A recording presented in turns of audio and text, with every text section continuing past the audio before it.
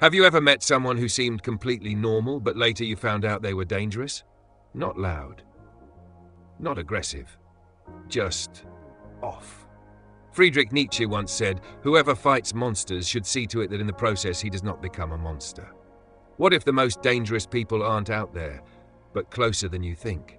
Let's talk about the simple signs. The quiet ones. The ones most people miss. I'll tell you a quick story. A friend of mine, we'll call her Jade, was dating this guy. Polite, charming, never raised his voice, but something felt off.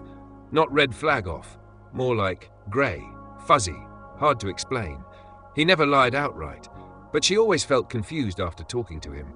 She'd second-guess herself, apologize for things she didn't even do. It wasn't until months later, after the emotional damage was done, that she realized this man was dangerous. Not physically, but mentally, emotionally, and that's the problem. We've been trained to only see danger in loud, obvious ways. We think dangerous looks like yelling, hitting, threats. But Nietzsche saw it differently. He believed the real danger, the deeper kind, lives inside people who wear masks. People who never deal with their shadow, who don't know their own darkness so they hide it, or worse, they project it onto others. He who despises himself still respects himself as one who despises. Let that sink in. Someone can hate themselves and still feel powerful in that hate. They don't show it by hurting themselves. They hurt you, quietly, indirectly, strategically, because that's how they survive. They make you feel wrong, guilty, like you're the problem.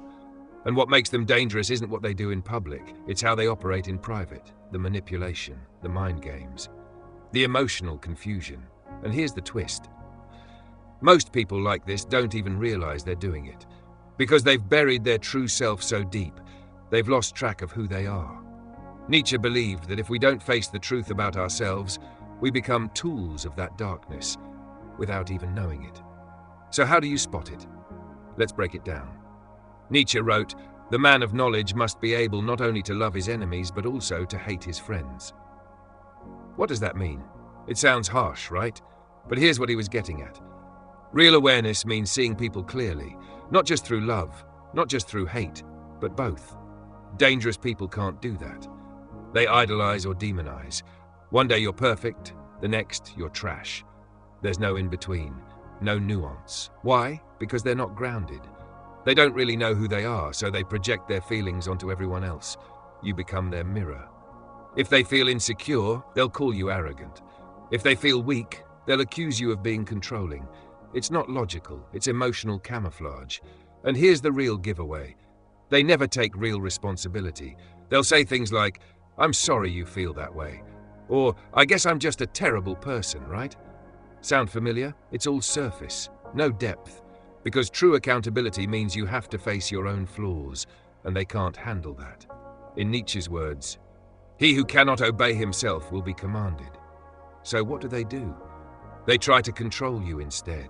Control your mood, control your words, control your sense of reality, but always in subtle ways. They'll joke about your insecurities, but keep a straight face. They'll withhold affection just long enough for you to question yourself. They'll rewrite history in arguments and say, "That's not what happened." And you'll start to believe them, because that's the point. They don't overpower you, they undermine you, bit by bit. Here's the bottom line.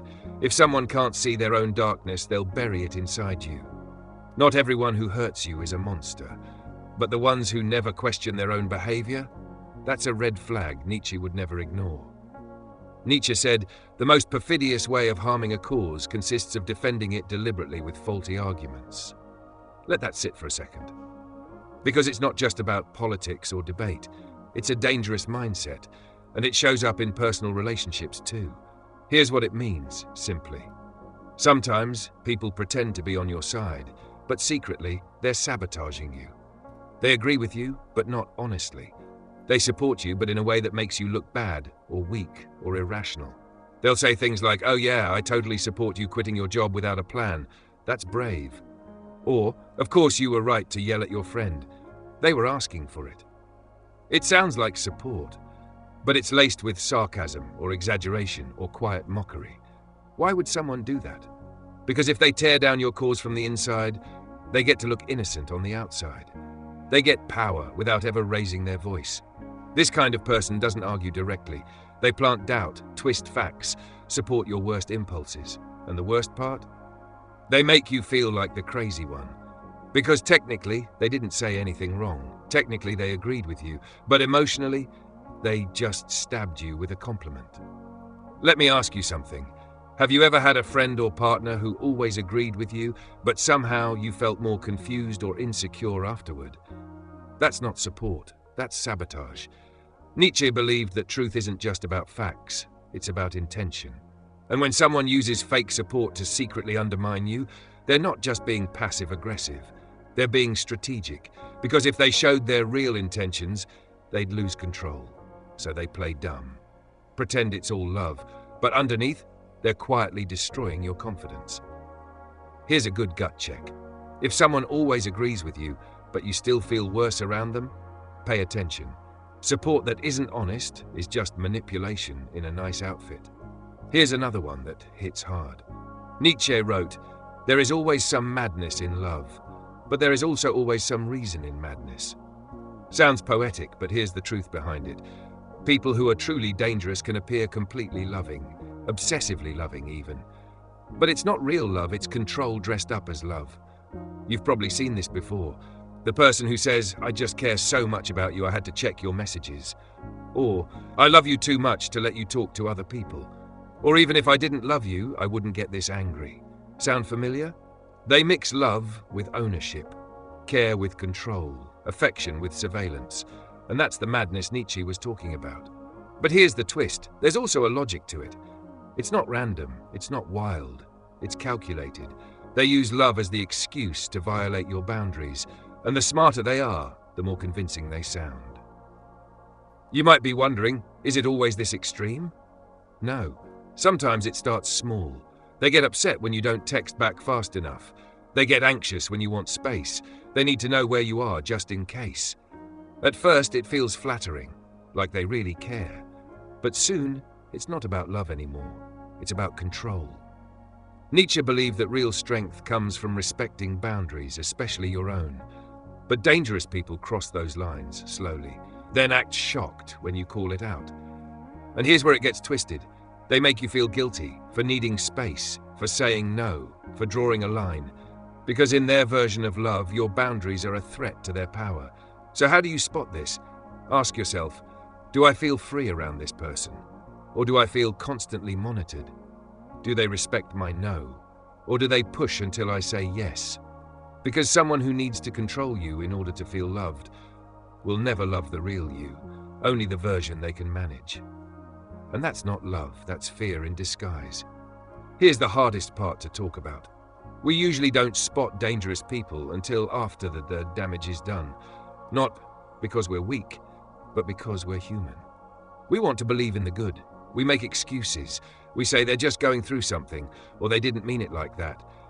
And sometimes it's true, but other times, they knew exactly what they were doing, and we let it slide, over and over until it changed us.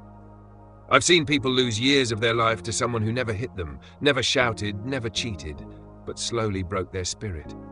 By gaslighting, by withholding affection, by acting like love was something they earned, not something they deserved. Nietzsche put it like this: "The surest way to corrupt a youth is to instruct him to hold in higher esteem those who think alike than those who think differently." That's what dangerous people do. They train you to stop trusting yourself, to believe that safety comes from agreeing, obeying, conforming. You lose your edge, your gut, your voice. And the cost? Isn't just a broken heart, it's a broken self. So let's make this simple. 3 quiet signs someone might be dangerous. 1, they never take real responsibility. They twist blame into guilt and guilt into control. You're always the one apologizing even when you're not wrong. 2, they confuse love with ownership. They don't give you space. They study you, monitor you, trap you with concern. 3, they pretend to support you while sabotaging you. Their compliments are laced with poison. Their advice makes you feel smaller, not stronger. So what can you do today? You don't have to confront them. You don't have to cut them off. Just notice. Pay attention to how you feel around them, not what they say, not what they promise, but how your body reacts. Do you feel tense? confused, exhausted. Nietzsche said, sometimes people don't want to hear the truth because they don't want their illusions destroyed. But illusions don't protect you. Truth does. And here's the truth. You don't owe your peace to anyone who thrives on your confusion.